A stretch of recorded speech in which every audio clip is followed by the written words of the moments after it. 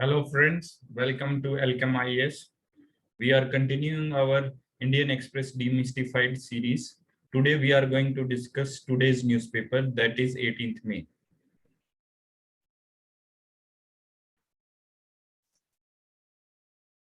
First of all, about me. I am Dr. Rajesh Kumar Mohan. I have done my MBBS from Government Medical College and Hospital, Chandigarh.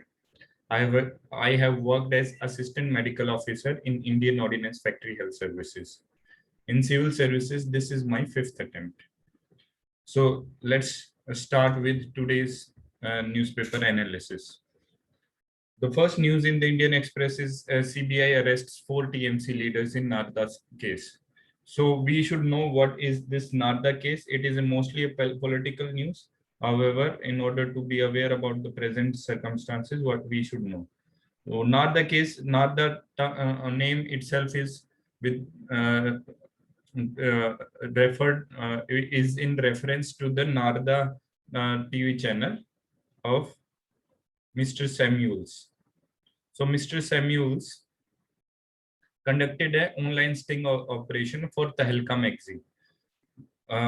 So during this conduct of sting operation, it was found that many of these TMC leaders who were ministers at that point of time were involved in bribery cases. In fact, corruption was widely prevalent in the state government. So this was with regard to the Narda case. After that sting operation, multiple inquiries were set on. First was Calcutta High Court asked the CBI to conduct an inquiry. State government of West Bengal also decided to conduct its own inquiry. However, it was stopped because Calcutta High Court, according to Calcutta High Court, it meant a parallel investigation was being done. So right now CBI is conducting an inquiry. We should remember that a High Court or a Supreme Court can order CBI to conduct an inquiry against any individual. In other normal circumstances, generally it is the state government that requests this central government to conduct an inquiry into a particular matter. So now FIR has been registered against these ministers, and in order to arrest them, permission from governor was needed. So the political point, the technical point we need to understand is that it is the governor, because these ministers are appointed by the governor under Article 164 of the Constitutions. So on account of that, the governor is the competent authority in order to grant permission to arrest these ministers. Another important aspect is with regard to ethics committee. As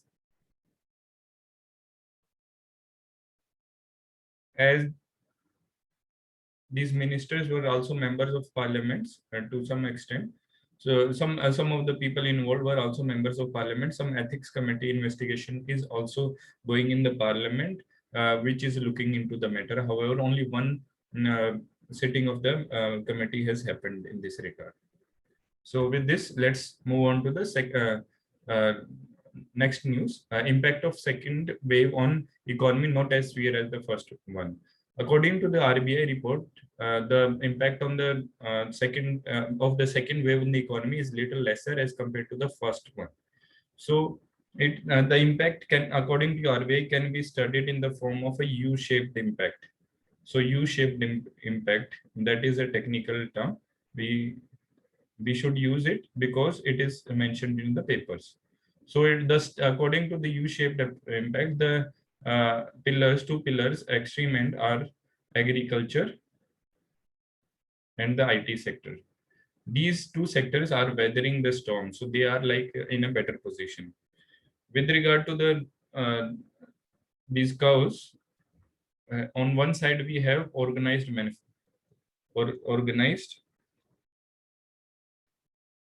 and automated manufacturing.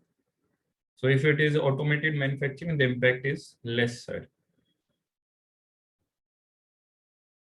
And on this side, services side, we have those services that do not require contact.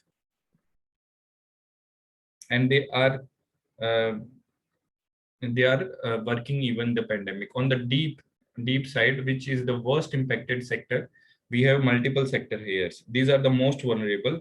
First is the blue collared economy. Blue collar is the one like manufacturing, where people has to go to the work in the manufacturing units, automobile manufacturing. Second is that doctors and healthcare. So they have been impacted the worst. Third is that law and order situation. Fourth is people having daily livelihood. So they are like having daily wage earners. So they are also impacted the worst, and small business, especially the unorganized one. So these are are facing the worst impact of the second wave. Therefore, the policy input from this analysis is that these sectors the government should focus more. So let's move on to the next article. Despite US guidance, why you must keep your mask even when fully vaccinated. So in the USA CDC, Center for Disease Control, which is an equivalent body to India's ICMR, Indian Council of Medical Research, it has recommended that those people who are fully vaccinated, they can skip the mask. The scientific rationale they are giving that these people who are vaccinated have very low chances of getting infection. At the same time, the chances of their spread is them spreading the disease is far lower. So taking these into account, the mask has been the US guidelines with certain exceptions. The mask wearing provisions have been relaxed. However, this is not the situation in case of India. So in India, we can see we have a raging second wave, very low population. In fact, only 10% population has received the first dose. Second, the kind of vaccines we are using, they are not RNA vaccines. mRNA vaccines have high efficacy that are used in USA, which are having efficacy up to 95%, like Moderna vaccine and the Pfizer vaccine. But India's vaccines are traditional vaccines, which are manufactured by Serum Institute of India, Covishield and Covaxin. Their efficacy is in 70 to 80% range. So it's not as high as in the efficacy that is available in the US. So these are the arguments. We can say that India should not relax its provision because the time is not right. Next is a time to settle. So this is with regard to the Kane Energy case. So the Kane Energy, so it is first of all, we should know the background of the case. Kane Energy is involved in a tax dispute with the Indian authorities. So what is it about? So it is about a tax dispute between Indian authorities and Kane Energy, where a retrospective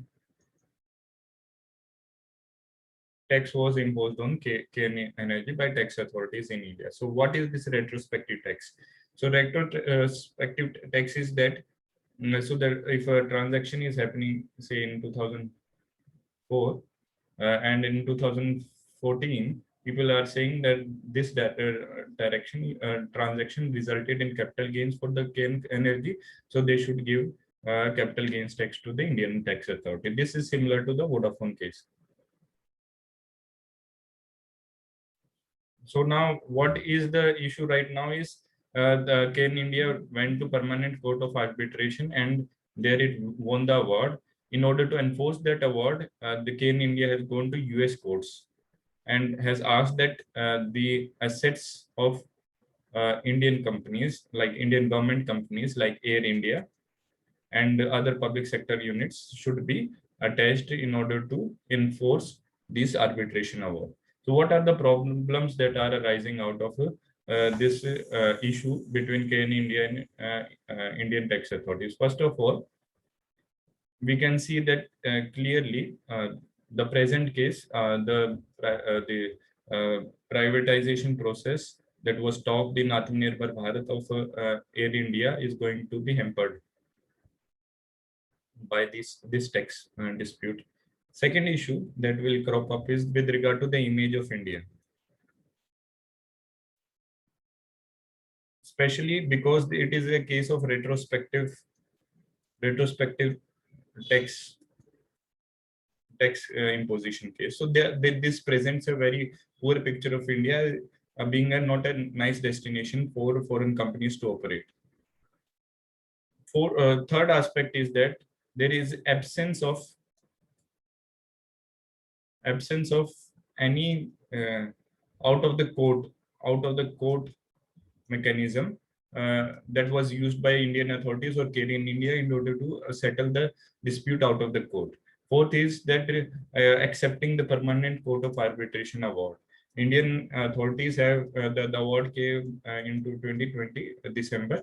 So Indian authorities have appealed to the tribunal, uh, filed an appeal to the tribunal, but the image goes that the permanent court of arbitration award implementation, India is lagging in that regard.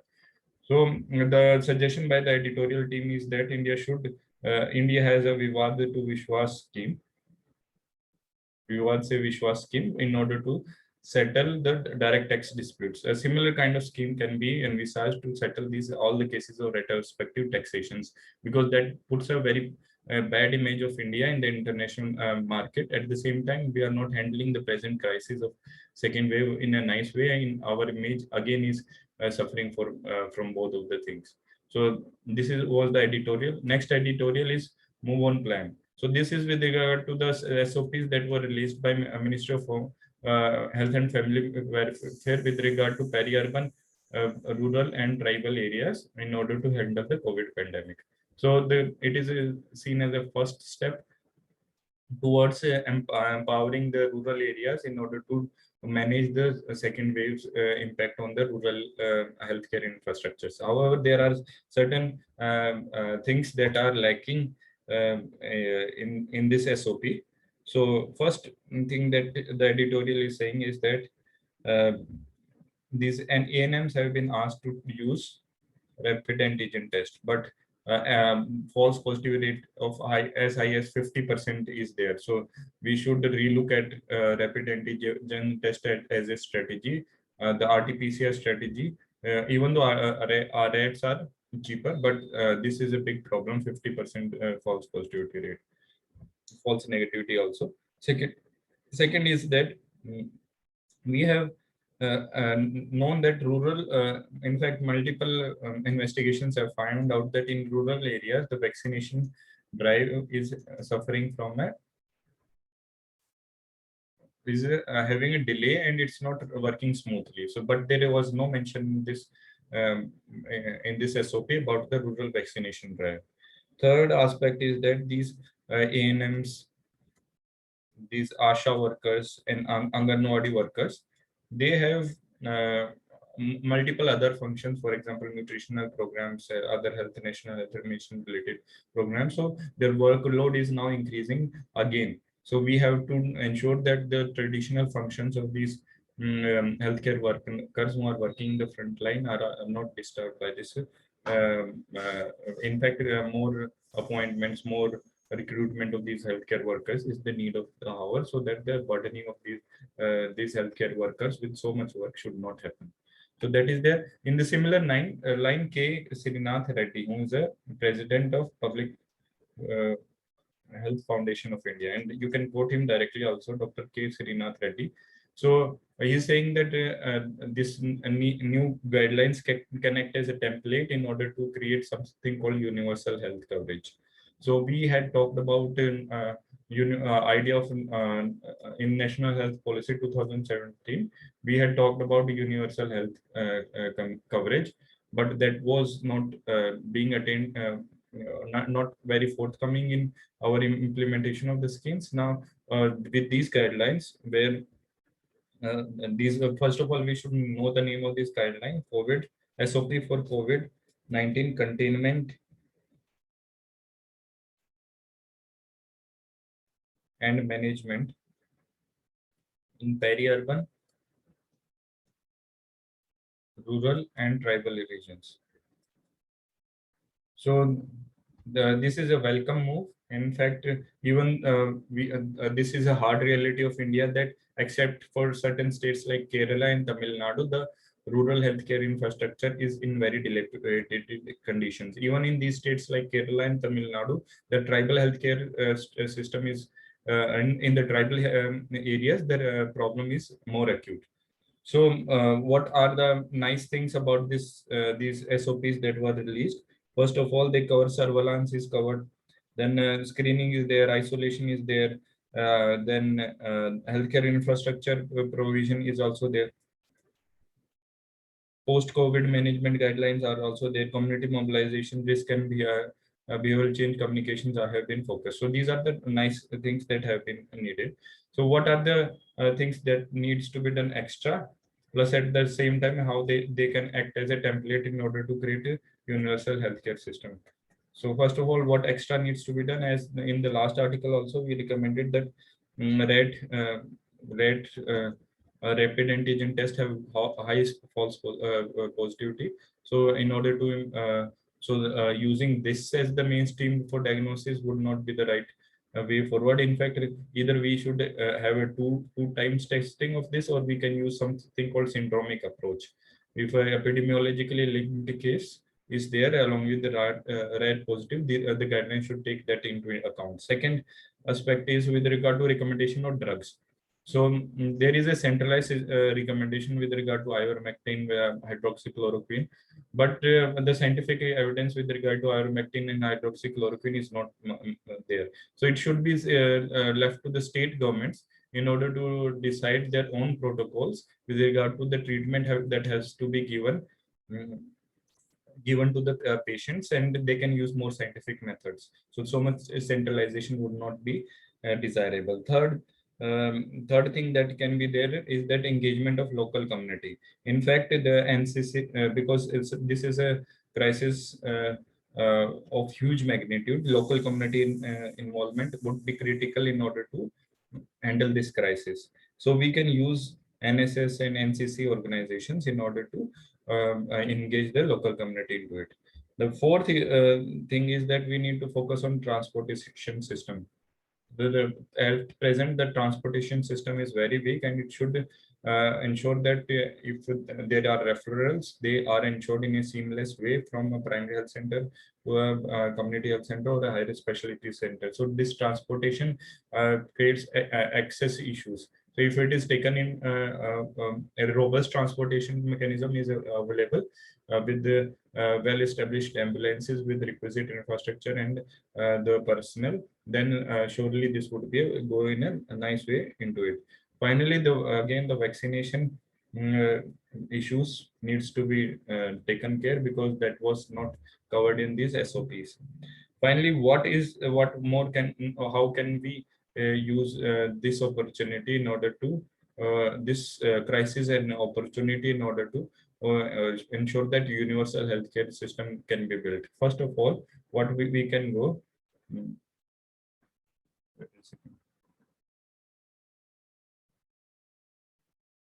So how can we ensure that the universal healthcare system is available? The first thing what we can do is that we are going for a vaccination drive. So now vaccination drive can be used in order to ensure that a screening of various, especially chronic diseases, can be implemented. And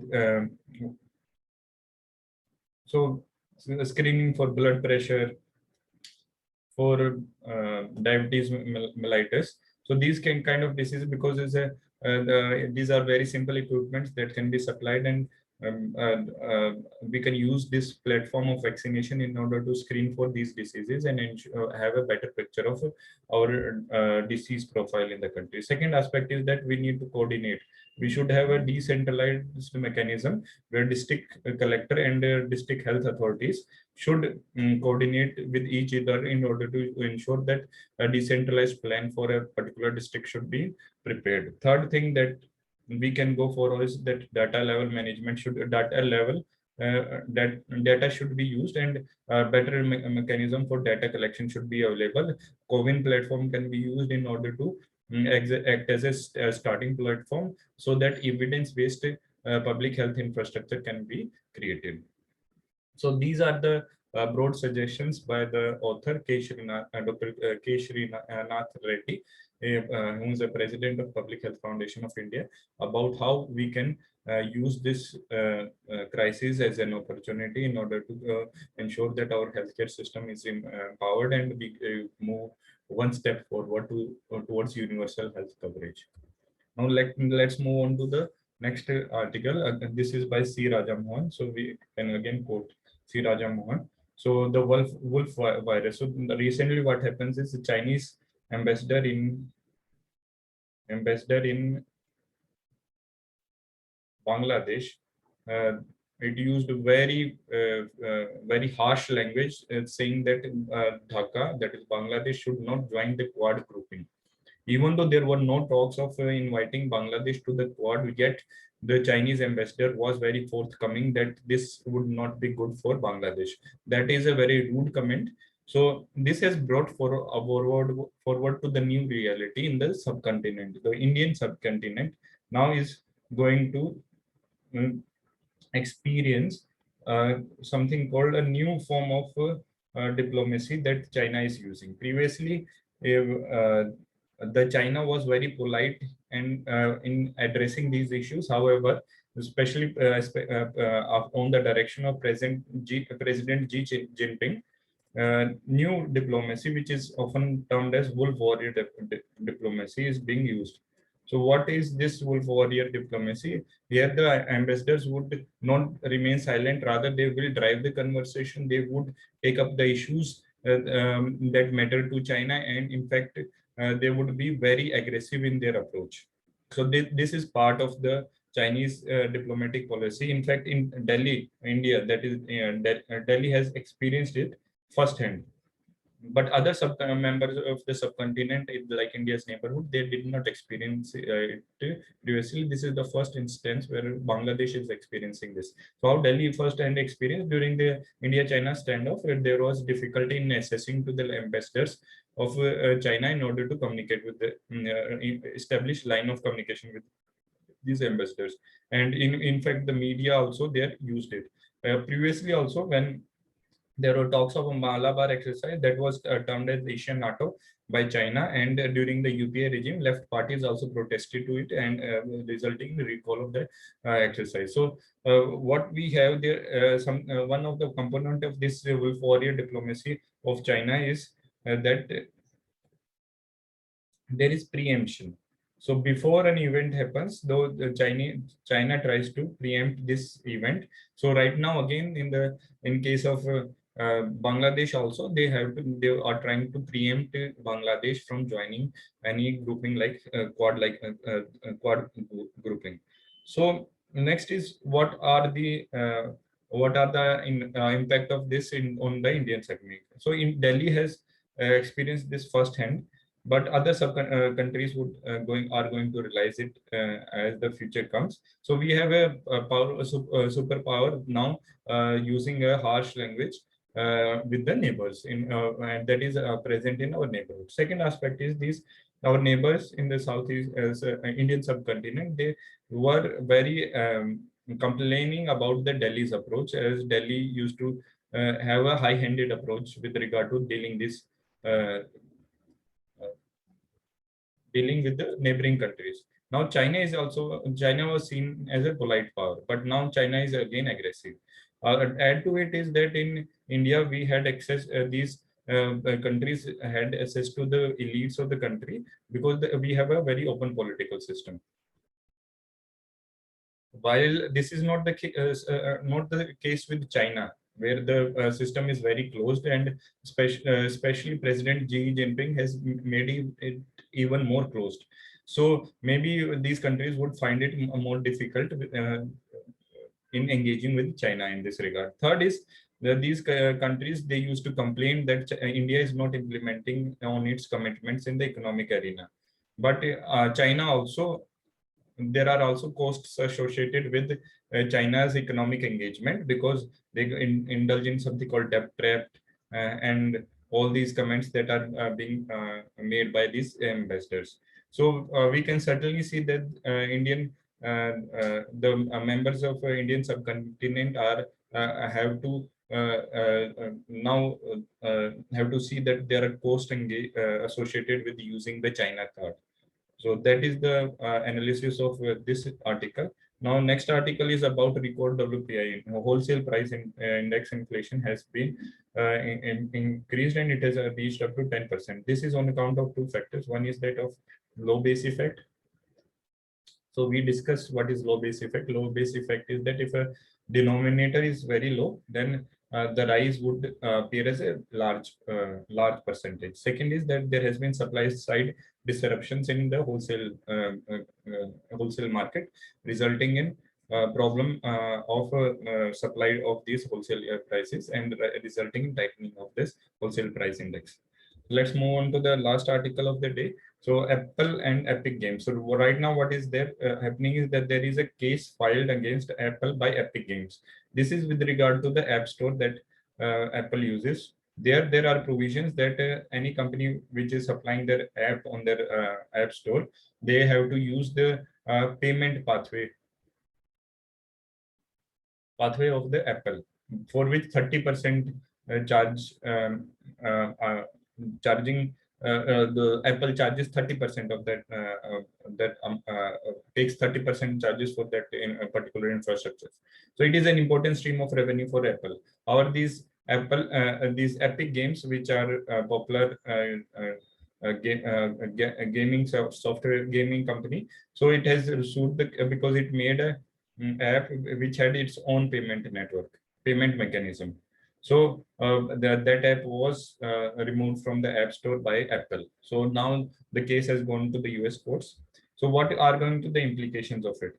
The implications of this case would be very wide. First of all, because Google also uses similar policies as Apple uses, where it uses its Play Store, and there are certain restrictions with regard to advertising and how there are charges associated with software developers putting their apps into the Google. So this deals with how these companies which are having the monopoly over these phones, how these big companies are deciding the rules of the game in order to ensure that they get the maximum profit. And second aspect is that it would be having impact on the revenues of these companies, the decision out of it, because 30% revenue, so that much is a big source of revenue for Apple, and also Google also gets a lot from Play Store revenues.